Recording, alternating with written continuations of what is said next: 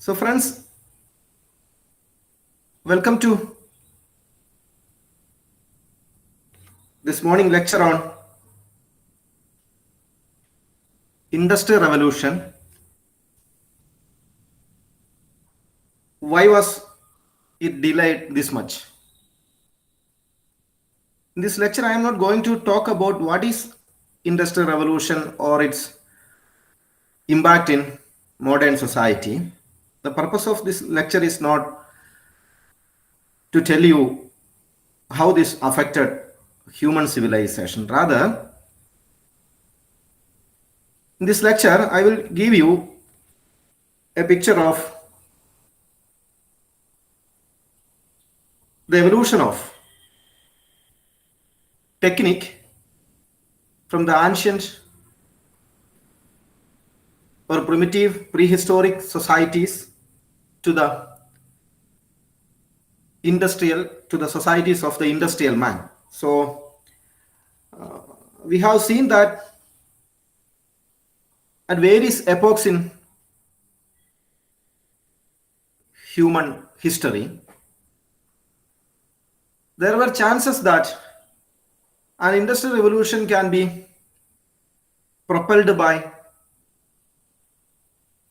progress in technique. We have seen this in Hellenic Greece, Hellenistic world or Roman world, China, India, the Islamic world. All of these societies and the ancient high cultures had developed techniques and scientific worldview. But why we took so many centuries for the Industrial Revolution to happen? It would have happened in the Babylonia or in the Alexandria or in the Athens or in China or somewhere else. But why we delayed this much? Friends, we know that Greek view of nature had dominated science for almost 2000 years. The world witnessed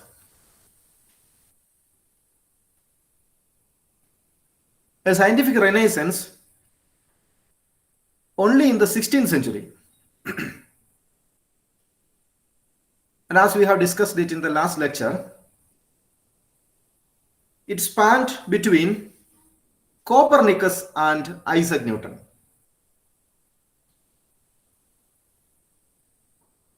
And the scientific revolution replaced ancient Hellenic natural philosophy. And friends, now the question comes in. A question comes to our mind.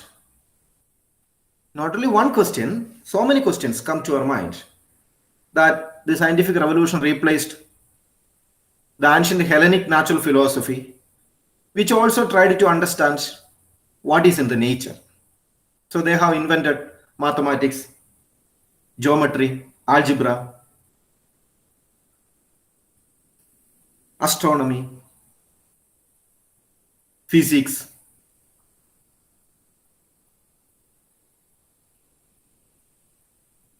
But that worldview was replaced by the scientific revolution of the 16th and 17th century. So we should ask some fundamental questions. Is the technical phenomenon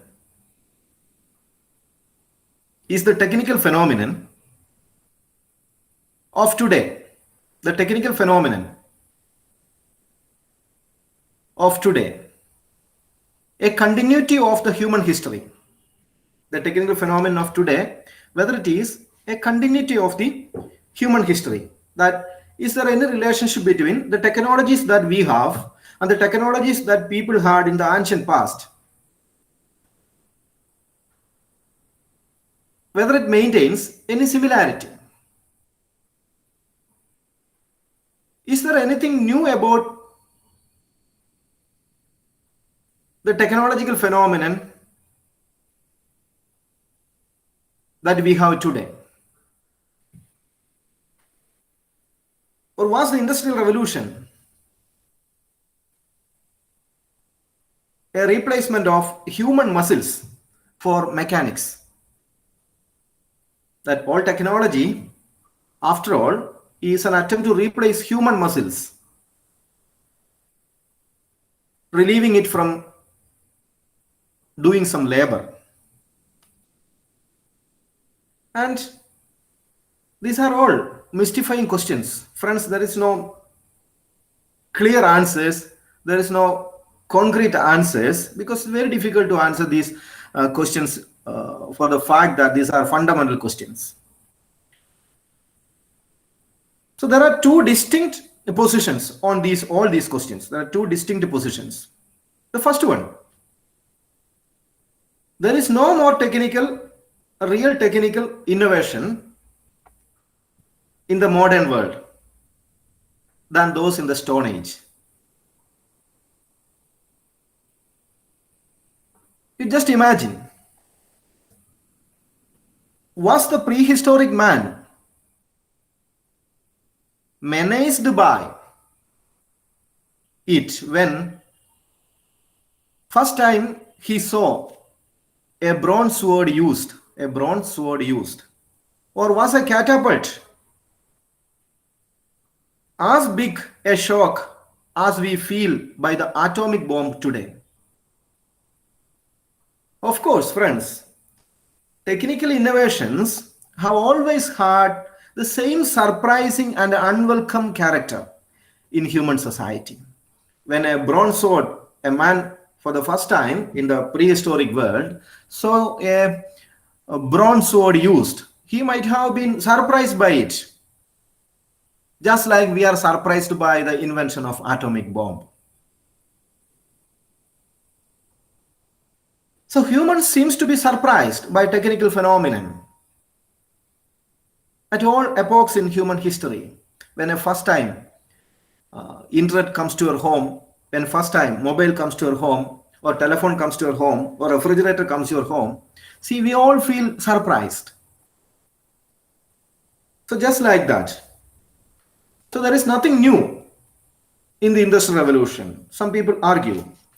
It is for the reason that none of these technical revolutions, friends, none of these destroyed the human race. None of these technical sophistications destroyed human race and wiped out our ancestors from the planet Earth. That is a clear reason why, friends, we love technology, because none of these technologies replaced us or wiped out us from the planet Earth. Neither the bomb nor the stone tool of the prehistoric man, neither the bomb nor the stone tool of the prehistoric man wiped out our existence from the planet. The technique of today has the same characteristics as all the preceding techniques in the old world. So this normal technical development need not be a danger to us. Friends, this is an optimistic view about technique. But friends, there is another position. That is more a negative position. What is that? There is nothing common.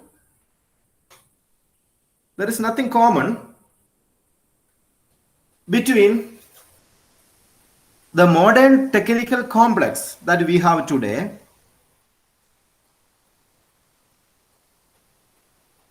and the fragments of it existed in the ancient societies. Since the industrial age, friends, the technical phenomenon represents a complete change. This is the second position. So we need to examine objectively these two positions. we need to examine objectively. We should be very objectively to understand what happened exactly.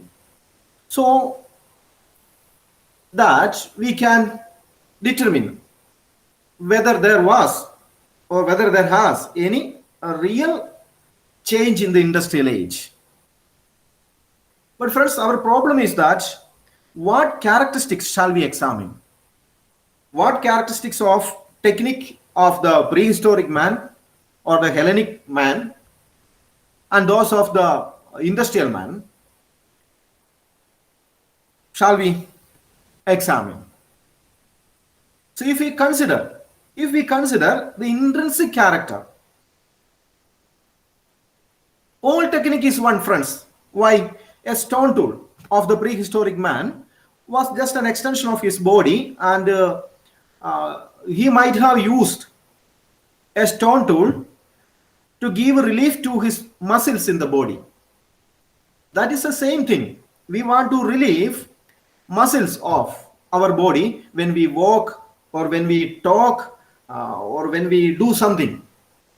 That is the intrinsic, characteristics of all the techniques, that we want to relieve our muscles from some kind of engagements. That means the stone tool created by a prehistoric man, a stone tool created by a prehistoric man, and a mechanical device created by an industrial man is the same intrinsic characteristics of tech that involve the same intrinsic characteristics of technique. The mechanical technique of the machine gun, is the same that of a catapult in the ancient world. A machine gun and the catapult in the ancient world, the intrinsic character of both of these devices are same. Clear? Or the mental operation by means of which Archimedes constructed certain engines of war, say catapult, is identical with that of any modern engineer who improves a mechanical motor. So the mental imagination of Archimedes and a modern engineer who polishes, who improves or sophisticates some modern mechanical machine. Friends, the intrinsic character of both the devices are same, because behind these two mechanical devices, same mental imaginaries operate, that we want to relieve our muscles. The same intrinsic compels a man to catapult stones and to construct and to invent a machine gun, to throw something. When you throw something, your muscles will be relieved if you have some mechanical devices. So a catapult in the ancient world, a machine gun in the modern world do have the same philosophy, same intrinsic character. So we can think of technique of the past and those of the modern in two different ways. Of course, there are some differences. On the basis of intrinsic characteristics, there is a distinction between, on the basis of intrinsic characteristics, there is a distinction between fundamental technique, and two, the technique which are the result of applied science. We know in the ancient past we didn't develop applied science, but industrial societies developed applied science. So from the perspective of applied science and from the perspectives of fundamental techniques, we can see that technique is intrinsically different in the ancient world and the modern world. And this type of a view has been proposed by Leroy Gonham, about whom I have discussed in this class in one of my previous lectures, who studied fundamental techniques. Leroy Gonham, a French anthropologist, studied fundamental technique. And he argued that primitive techniques have no reality in themselves. Primitive techniques have no reality in themselves. They are merely an intermediary tool, a wood tool, a shell tool, a bone tool.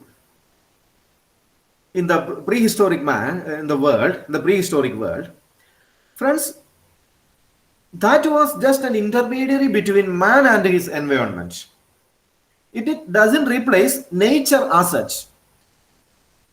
A stone tool doesn't replace nature. A bone tool or a shell tool or a wood tool of the prehistoric man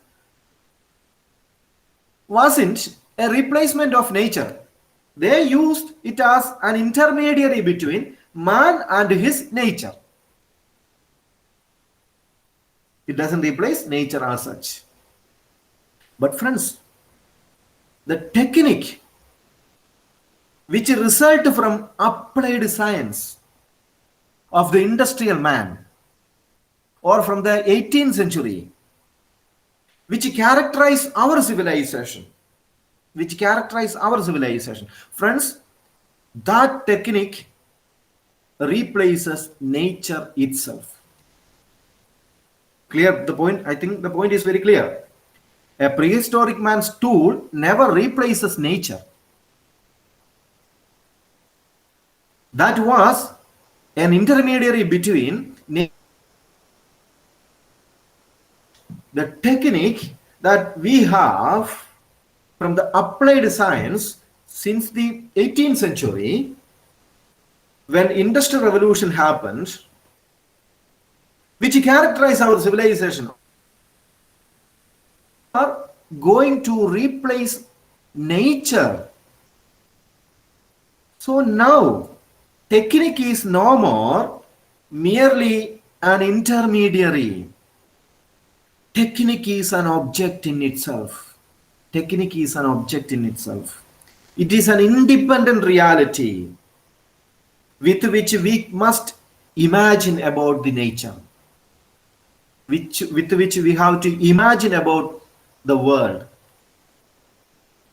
The working of the mind, of course, varies according to place and time, from the ancient to the modern. The working of ancient mind is not similar to the working of modern mind. So friends, to understand this, let us explore very briefly what characterizes the traditional technique and society. Friends, ask a question. What was the position of technique in different societies which preceded industrial societies? What was the position of technique in the ancient high cultures, or in the Hellenic science, or in the Hellenistic science? Friends, most of the old societies resembled one another in their technical aspects. Technique was applied only in a certain narrow, limited areas. Our ancestors applied technique in a narrow way, and it applied in a limited areas of life.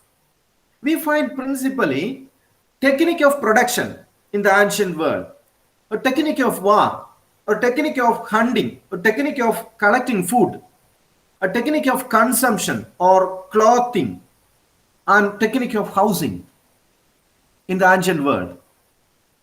So friends, in the so-called primitive societies, the whole life was indeed enclosed in a network of magical technique. That means technique in the past was closely connected with ritualistic observance. You might remember the pharaohs. Their technology was so much connected with their superstitious belief systems, their magical culture. So technique was related to ritualistic observance. In these societies, the life of the group was essentially non-technical because their behavior was, on the whole, encircled by a kind of ritualistic observance. So for primitive people, friends, therefore work was a punishment. It was not a virtuous act. Work was not a virtuous act. You imagine their worldview. It was better not to consume than to have to work hard. In our day, friends, we work very hard, and teachers tell you work hard, work hard, work hard. Score marks in the examination, work hard. This kind of philosophy, run our society. But friends, in the ancient world, people never work hard. That's why they prefer that it was better not to consume than to have work. So remain unconsumed if you want to work. If you plan not to work. So friends, the rule was to work. The rule was that you have to work only as much as absolutely necessary in order to survive. That was their principle.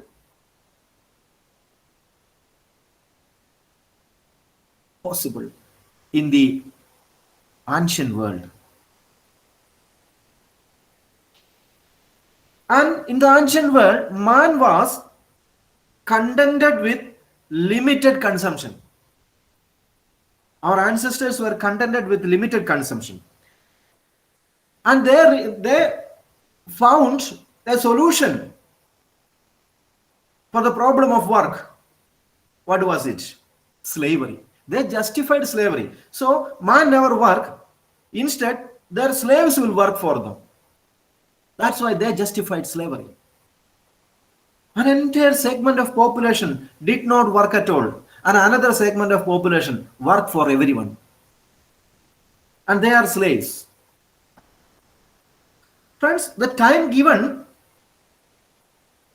to the use of technique was also very short compared with the leisure time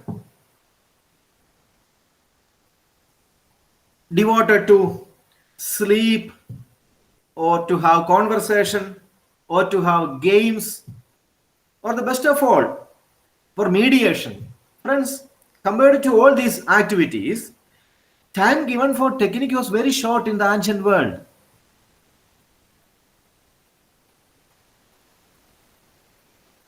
As a corollary, technical activities had a little place in the ancient societies. You just read the history textbooks of related to any ancient societies. You will see that between lines, you will see that they never preferred to work. So technique was not a part of man's occupation or a subject of preoccupation in the ancient world. In the past, technique was not considered not a virtuous activity, and it is not important as it is today. Today we are very much fond of working hard because that is our philosophy. Man should work, and not simply work, you should hard work. That's what we always used to say to all the people that we know, and we always used to say this to ourselves. But friends, in the ancient world, leisure was an important philosophy of life. Leisure. So man regarded technical progress more as a relative instrument. It was a relative instrument than as a god. Today, technique is for us is a god. We worship technique. In our day, we are unable to envisage comfort apart from the technical order of things, right? So comfort is part of the technique. Comfort is part of our technique. For example, for us, comfort means bathroom. We have bathroom inside our houses. In the old world, we never had bathrooms inside our houses. We have easy chairs, rolling chairs, grinding machines, or car, or foam rubber mattresses, air conditioners, washing machines. See, friends, so many machines that gives us comfort in our day. So our chief concern is to avoid effort. Why did we invent all these machines? Why did we invent all these machines? Simply for one reason. What is that? Avoid effort and promote rest and promote physical euphoria. For us, comfort is closely associated with material life. Comfort is closely associated with material life. So comfort manifests itself in the perfection of personal goods and machines. So friends, according to Giedon, who was a Swiss historian and a critic of architecture, he argued that men of the Middle Ages were also concerned with comfort. And it was not only a preoccupation of the ancient people. During the medieval age, he was arguing that people were preoccupied with comfort. But for them, comfort had entirely different, different content. Comfort in the medieval age had a different content. It represented a feeling of moral and aesthetic order. Comfort represented a feeling of moral and aesthetic order. Space was the primary element of comfort in the medieval world. Man sought open spaces. You just look at the Islamic structures, which got so many open spaces. So large rooms in the Islamic architecture, you will see that there are large rooms. So they wanted to have open spaces, large rooms, and the possibility of moving about, of seeing beyond his nose. So friends, comfort consisted of certain arrangement of space in the medieval world. And friends, one interesting thing is that in the medieval world, a room for them could be completely finished, even though it did not contain furniture. In our day, a room is unfinished if it didn't contain some kind of furniture. But in the medieval world, a room it didn't contain any kind of furniture. So everything depended on proportion, material, and form. So the world of technique prior to the 18th century was very local, friends. So we can assume that technique in the ancient world, or before the 18th century, technique in man's societies was very local. That is, social groups were very strong and close to outsiders. There was little communication and even less from the spiritual point of view. There was little communication between communities or social groups. And technique spread slowly in ancient societies. For example, you will see that the introduction of wheel into Egypt by the Hyksos, Hyksos. The introduction of wheel into Egypt by the Hyksos, the Crusaders, and so on. It was very slow. The spread of wheel was very slow. Such events took millennia and were very accidental also. That means the introduction of technique of one society and its movement to another society took millennia. in the ancient world. And majority of cases, there was little transmission of technique from one society to another society. So this is true of all types of technique in the ancient world, material technique or non-material technique or the spiritual technique.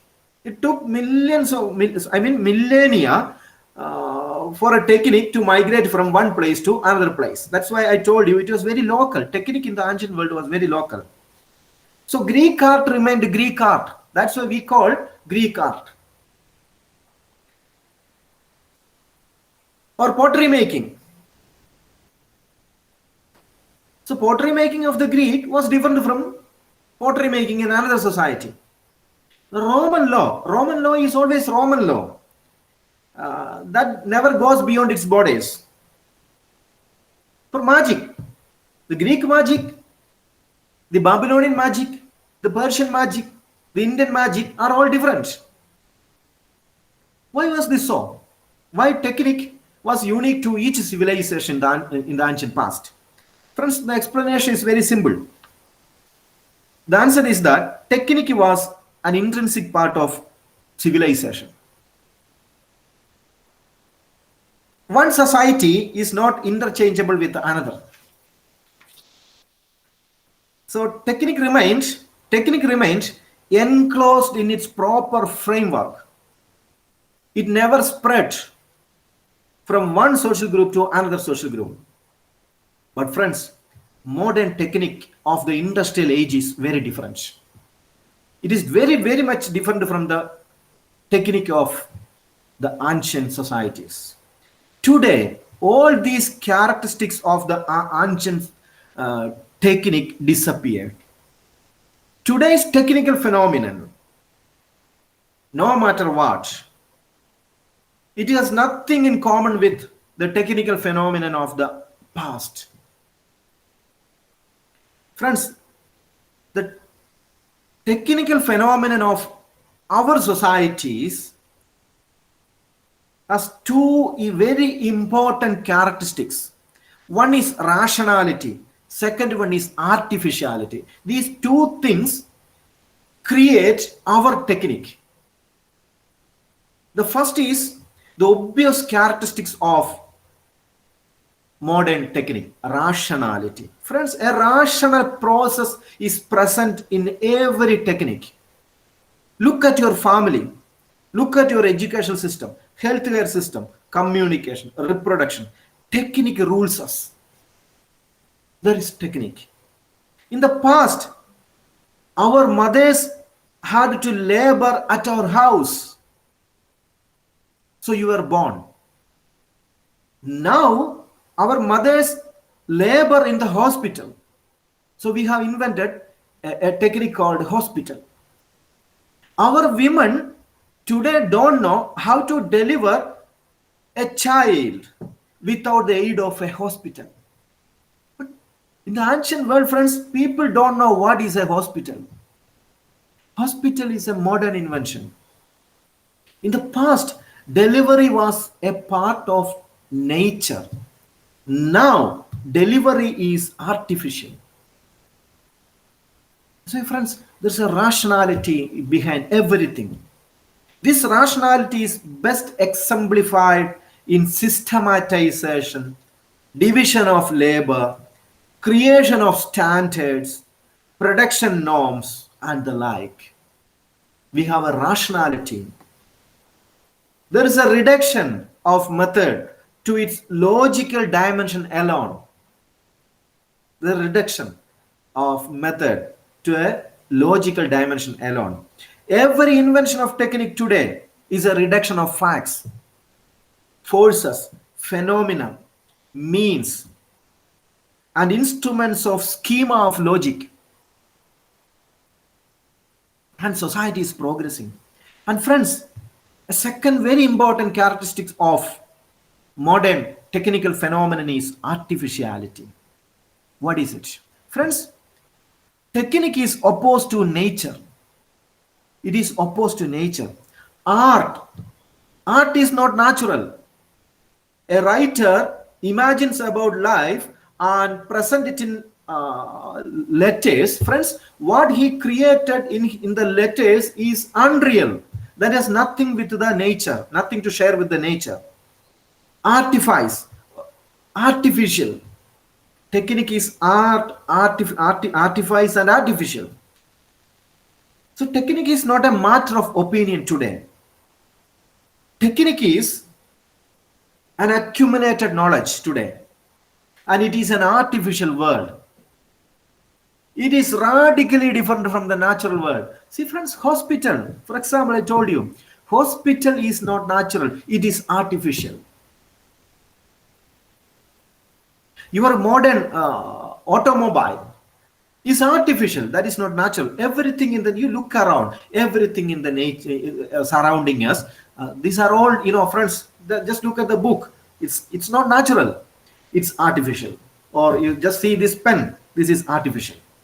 This has nothing to do with nature. This is not a part of nature. So look around, everything is disconnected from the nature. That is based on a technique opposed to nature. And friends, this technique of book that destroys us. This technique of book that destroys us. It destroys us. It eliminates us. It eliminates us. And it subordinates our natural world. It subordinates our natural world. So friends, we are rapidly approaching. We are rapidly approaching the time when there will be no longer any natural environment at all. Friends, we are already there. We are already there. There is no more natural environment. When we succeed in producing artificial aurora borealis, there's a Latin word, aurora borealis, night will disappear and there will be perpetual day. We are moving towards that direction. So we will make a world of comfort detached from nature. Sure, man will be replaced one day because technique is progressing that way. And we don't know whether we can call it progress, but we call it progress. But anyway, that progress is not in line with nature, that is against nature. And friends, what are its characteristics? The way in which technique progresses in the industrial age, which was different from the ancient technique. Friends, the first point you have to keep in mind, it is automatism. Friends, everything is measured in the modern world. Everything is calculated. Everything is mathematical since the Industrial Revolution. On the whole, everything is, automated. Everything is automated. Friends, there is no personal choice. There is no man in the world of technique. For example, you say 3 and 4, the numbers 3 and 4. And we say that 4 is greater than 3 and 3 is lesser than 4. Friends, do you have any option there? Not at all. We don't have any option there. It is what it is. So we have no personal references. You have no choice. No one can change. You cannot stand contrary to this technical world. There is no choice between two technical methods too. We don't have two choices between two technical methods. For example, we have a technique to produce this book today. And this technique that we have in India is same to those in USA or in Europe. Why? Because the method in which, or the technique in which this book is manufactured is same across all cultures. And one day, suppose if somebody find out some other very good method to manufacture a book, friends, all the societies will prefer that because we have globalized technique. Clear? So that means, there is no choice between two technical methods. Method of car is same across all cars. Method of aircraft is same across all aircraft. Technique of two-wheelers in all geographical locations, all geographical location is same as well as those of a computer. A method of water lifting technique which is not feasible, which was formerly not feasible, but can now be performed is not an object of choice.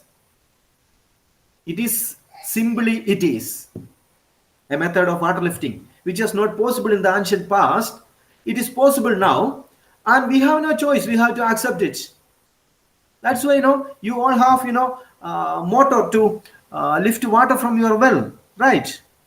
And you don't have choice.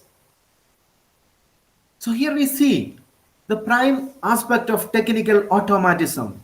The human being is no longer in any sense an agent of change. You are not at all an agent of change. You have no choice. When you prefer a technique of water lifting from the well at your home, friends, you have no choice. Your human agency, it doesn't exist at all. It's all a technical matter, lifting water or cooking or cleaning or anything household chores that you are doing at your home. These are all techniques, and there is no choice. There is no human agency. So inside the technical circle, so friends, everything is carried automatically. Man is stripped of his faculty of choice, and man accept the technical situation, and human life is inundated or distanced from technique. There is no agency at all. We are all enslaved by technique. We are today at the stage of historical evolution in which everything that is non-technique is being eliminated. If there is something non-technical, you are eliminated. Your emotional world, your feelings, your cognitive abilities. Friends, these are all replaced by an automated world. The challenge to a country or an individual or a system is solely a technical challenge. So how to come out of pandemic, COVID-19? So it's a technical challenge, not an emotional challenge, not a feeling, not an opinion. Friends, it's a technical challenge. How to come out of the grip of corona? It's a technical challenge to man's society. So friends, everything will be wiped out, and technical world will provide. And friends, second point of technique of the modern society is self-augmentation. First point is that it's automated. Technique is automated in the industrial world. And second is self-augmentation. What is self-augmentation? Friends, you just think. Technique has arrived at a point in its evolution where it is progressing almost without the intervention of man. Friends, today technique is progressing even without the intervention of man. You can't imagine the way in which it is moving on. Just imagine your artificial intelligence machines. And this is the latest in this evolution of technique. Friends, there are machine learning systems, and machines learn like a human brain today.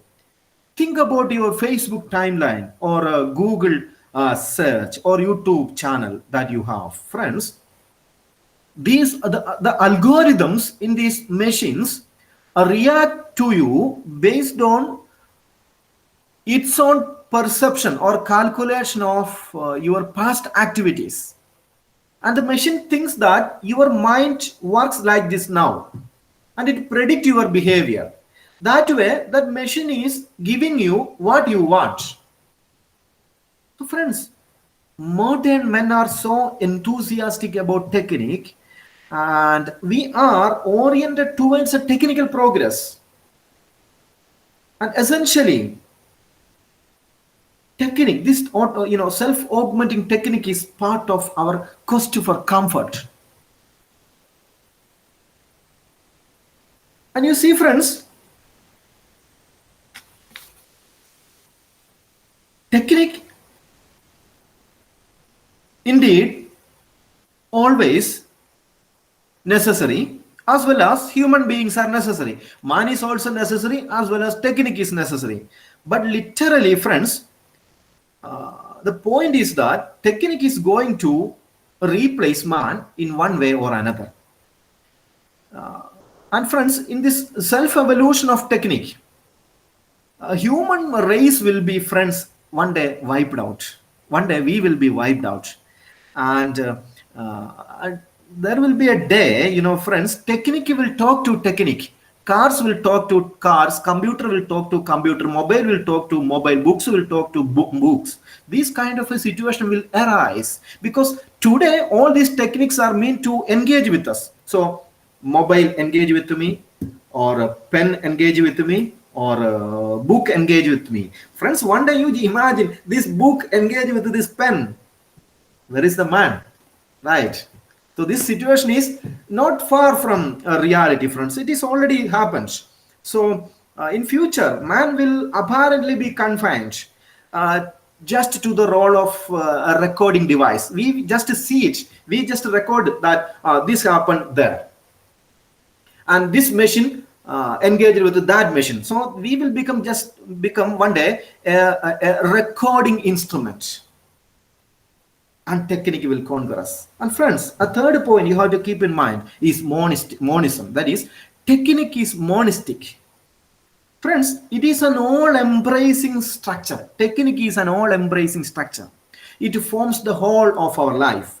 First, friends, a man, for example, a man can use his automobile to take a trip. That you are driving a car. You are driving a car. And friends, you are driving a car, or you can kill your neighbor with your car. And why we have invented car? To drive, to have trips, to move from one location to another location. That is the purpose of a car. But what if you human being use this machine to kill a neighbor, for which it was not invented? Killing your neighbor was not the purpose of inventing cars. That's why the second use of car is a crime. But the automobile was not created to kill people. We know, of course, that killing people is not what those who explain the car in this way have in mind. Those who created car have in mind a different use. But we have used car to kill your neighbor. So friends, this is an error. This is an error. Why? Friends, a principal characteristic of technique is that it refuses to moral judgment. Technique don't know morality. Only humans know morality because humans have created morality. For example, friends, it was said that, that the use made of technique is bad. The use made of technique is bad. Friends, this assertion has no meaning. That I am using this mobile. This mobile was invented for conversation, but I am using this mobile for activities for which it was not invented. For example, I am using it as a method against a state or to kill another person, for which it was not invented. And whether the technique by which this mobile was invented know that it is being used to kill people? No, it don't know. It's only man's judgment. So friends, a number of uses can always be made of the machine, the same machine, but only one of them is technical use. I think you are able to understand what I'm saying, that this mobile is meant for only one technical use. What is it? Conversation. But friends, this mobile can be used in so many areas of life for which for that purpose it was not invented. So you imagine mobile, for example, is made for conversation, but it is used for cheating, fraud, corruption, killing, terrorist activities. Mobile distract us, distance us, it alienate us from other people. But it was invented for conversation. So the use of automobile as a murder weapon does not represent the technical use. That is the one best way of doing something. When you have a female robot, that you hug a female robot or a male robot, there is no moral judgment, because the machine don't know whether you are a male or a female, because it's just a neutral entity. It don't know whether you touches the breast of a woman or the hand of a woman, because these are all our moral judgment. When you hug somebody, you are touching their body, and this body is part is immoral body part, and that body part is moral body part. These are all man's notions. Machines don't know. So machines are morally neutral, but men are not. We are not morally neutral, but machines are morally neutral, and it don't have any moral judgment or any moral acts. Friends, technique is just rules. They are just rules. So lacking this, it is not technique. If you give moral judgment to machines, machines will lack its technique. Technique is in itself a method of action. Clear? And friends, fourth point you have to keep in mind is the technical universalism. That modern technique of the industrial age, from a geographical point of view, it is universal. I told you, a car in USA is same in Japan or in any other part of the world. Its area of action is the whole world. In all countries, whatever their degree of civilization, in all the countries, whatever their degree of civilization, there is the tendency to apply the same technique. So, but today, friends, everything tends to align on technical principles. And we know that in the past, different civilizations adopted different technique. But today, all the civilization accept same technique. That's the fourth point. And the fifth point, the autonomy of technique. Friends, it's a very important point about technique. That is, autonomy is an essential condition of development of technique. The police must be independent if they wanted to act efficient. They must form a closed organizational structure, for example. So autonomy is an important criterion of technique. It will progress only if it is independent of the social institution. Friends, if you attach so much value system, so much moral judgment to this mechanical device, friends, this mechanical device no more can function in society. If you attach so much belief systems, so much value systems to this technique, friends, how technique will progress? So technique, in order to grow in human society, should be autonomous. So man should be eliminated from technique. It is necessary. Certainly it is necessary. Freeing man from technique is very important. So when technique enters into the realm of social life, friends, it collides with everything human. So friends, man cannot live without a sense of secret. We know that man cannot live without a sense of secret. So the psychoanalysts agree that point. But the invasion of technique desacralizes the world. It desacralizes the world in which man is called upon to live. For technique, nothing is sacred. Friends, for the technique, nothing is sacred. Technique don't know whether there is God. Technique don't know whether there is evil.